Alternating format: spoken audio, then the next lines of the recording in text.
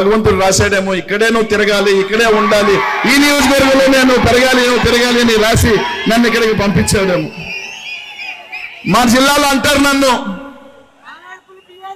నీ రాజకీయం నెల్లూరులో కుదరదు, ముక్కుసూటిగా ఉంటావు, నేరుగా ఉంటావు, పొద్దున ఒకటి రాత్రి ఒకటి మాట్లాడు, నీకు ఇక్కడ సెట్ కాదు అని. ఎస్, నాకు అక్కడ సెట్ కాదు అన్నారు. నాకు సెట్ అయ్యే ప్రాంతానికే పంపించాడు జగన్ అన్న అని చెప్పి తెలియజేస్తా ఉన్నా.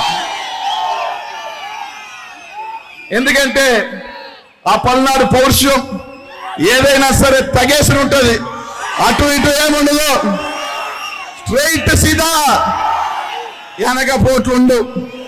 కాబట్టి ఎక్కడో నాకు దగ్గరగా మనస్తత్వం ఉన్న ప్రాంతానికి రావటం చాలా సంతోషంగా ఉంది, చాలా గర్వంగా కూడా.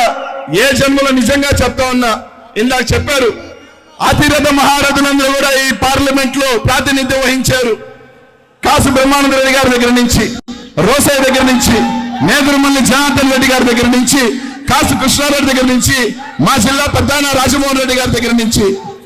నిజంగా నేను ఏ జన్మలో పుణ్యం చేసుకో ఉంటే జగన్మోహన్ రెడ్డి గారు వెంట నడవబట్టే నేను ఈ పార్లమెంట్ గా మళ్ళీ పోటీ చేసే, నెల్లూరు నుంచి పోటీ చేసే అవకాశం నాకు భగవంతుడు ఇచ్చాడని చెప్పి మీ అందరికీ కూడా తెలియజేస్తా ఉన్నా.